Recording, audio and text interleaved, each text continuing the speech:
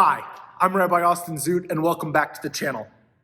This week was a good week for Judaism because research tells us that Passover Seders are the most engaged with Jewish observance in the entire Jewish calendar year, perhaps even more than the high holidays. This is because the barrier of entry for most people to participate in a Passover Seder doesn't involve getting up the courage to walk into a foreign space, and it doesn't involve much research. It involves being invited to a family member's house to engage in a meal. Now that meal has some extra components added, but most people find that a meaningful way to get involved in their Jewish practice and to give a nod to their Jewish heritage, even if it means not a lot of investment in other areas. Now, one of the reasons for this is because Passover is a traditionally homebound holiday. We at our congregation actually didn't have services on Friday night in the building because we wanted people to stay home and have their own Passover experience. We did offer a streamed option for those who had nowhere to go because no Jew should find themselves on a Shabbat without some way of engaging with Judaism.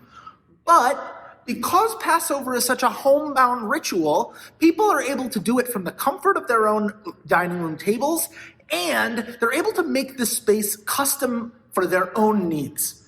I love seeing on social media this week the way people engage with Passover, sharing what special items are on their Passover Seder plate, what special traditions or songs or rituals they bring in to make it unique, to make it customizable, and to make it perfect for them. Now, in theory, wouldn't the information that a homebound holiday being most successful be a pretty bad piece of news for congregational life? You would think, but I actually don't think so. Because the relationship that the two pieces have actually fall in line beautifully.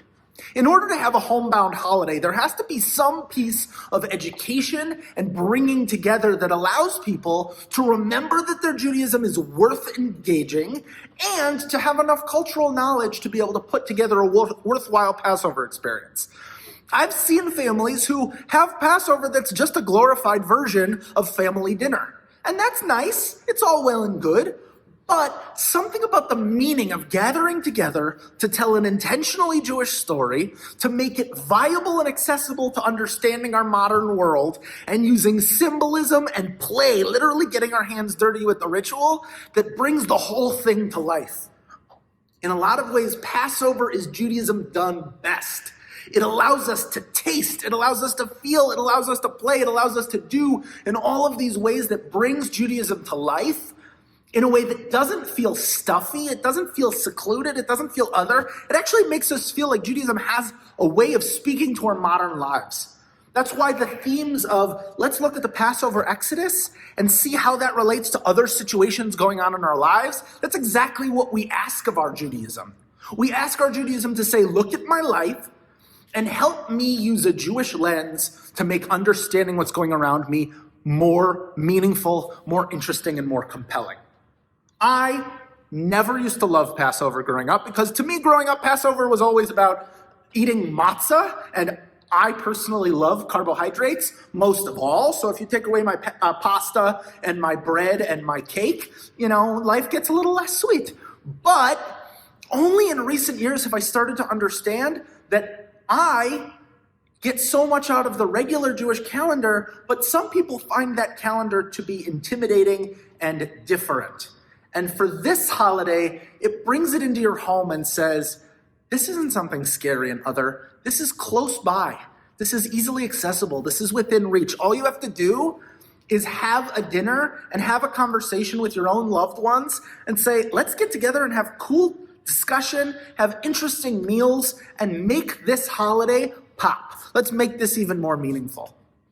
And so Passover continues to be, for a whole week, this opportunity for us not only to do Judaism at its finest, right? We get to eat special food, and we get to think about our intention very differently, which, by the way, intentional eating, which is part of Passover, the week of Passover, thinking about what do I put in my body and how do I engage with the food I consume and the gratitude that comes from being able to feed myself on a regular basis, that stuff is great. That is good for building a long-term relationship with spirituality and with joy and with healthy relationships to community.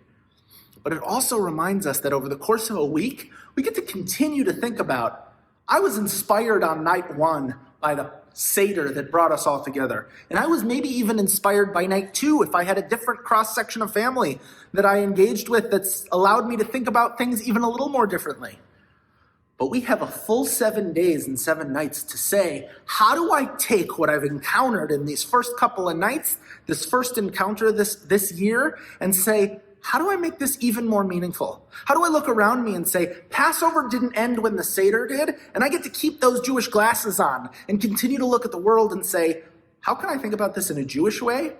And how can I demand of my Judaism that if my Judaism isn't speaking to the world outside, then it's not doing its job?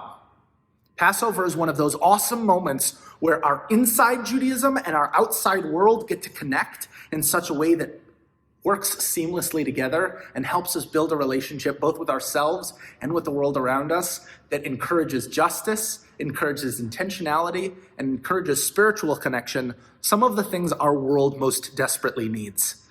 I have loved this Passover already, and we have a whole work week left to go. So please join me in celebrating in whatever ways feel right to you, and whatever ways lift you up and make Judaism work for you. Because if it ain't working for you, it isn't working. So please share with me, what are some of your favorite Passover rituals? What are some of the ways you make the holiday your own?